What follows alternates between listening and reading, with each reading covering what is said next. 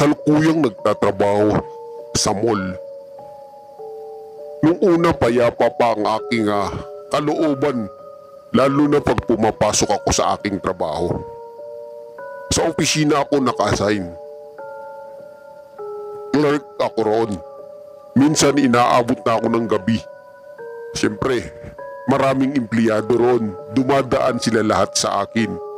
Ako ang nag-aayos ng kanilang mga payroll.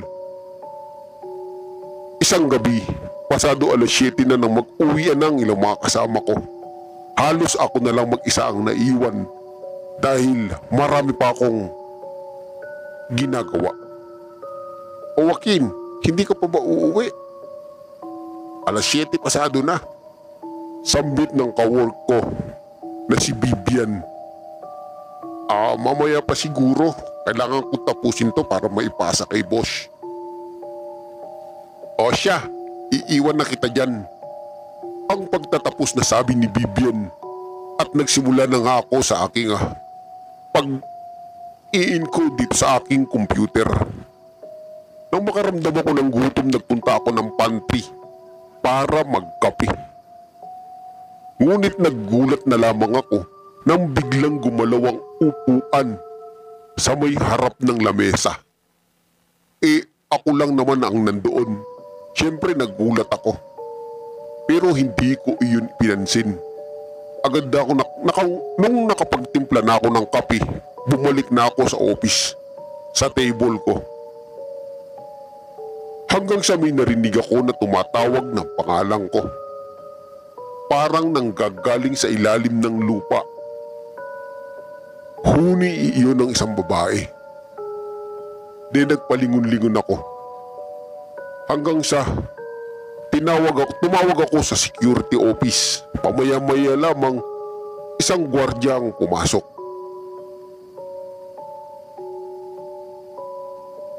Tinanong ko siya kung may iba pa bang empleyado maliban sa akin. Sir, wala na po. Nag-uwian na ho lahat. Pati po yung sa ating mga sales lady ay umuwi na po. Sambit sa akin ng gwardiya. Ang ginawa ko, medyo kinikilabutan na ako. Nagpatuloy ako sa aking pagtatrabaho. Hanggang sa muli akong makarinig ng kalabog sa katabi kong office. Bumagsak doon ang ballpen. Ay wala namang hangin liban sa aircon. Dali-dali kong pinulot ang ballpen at muli kong ibinalik. Pamaya-maya lamang, bigla akong nakakita ng isang bata. Isang bata na nagtatatakbo patungo ng pantry. Dito ay natakot na ako. Dali-dali kong inayos ang aking mga gamit. At pagkatapos nun, lumabas na ako. Kinabukasan, ikinuwento ko sa mga ka-office mate ko ang aking nasaksihan. Alam mo Joaquin, ganun din ako nung minsan gabi na akong umuwi. Nakita ko yung batang tumatakbo dyan. Kaya mula nun hindi na ako nagpapagabi sa office na to. Totoo nga yung mga kwento-kwento na maraming nagpapakita rito. Aso, mamaya mag-overtime ka pa ba? Sambit naman ni Dulce. Pero hindi na ako kumibo pa. Siguro mag-aalas 6 na. Halos mag-uwian ang mga katrabaho ko. May pinapatapos sa akin si boss na kailangan kong maisubmit sa kanya kinabukasan. Kaya kahit ayaw ko man, napilitan akong mag-overtime.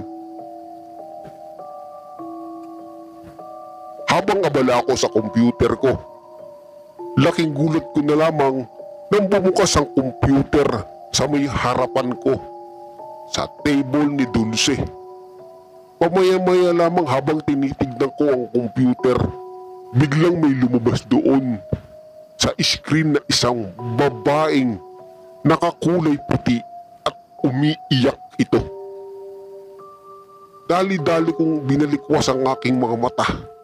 Lumingon ako sa may bandang kanan. Nakita ko muli yung bata na tumatakbo.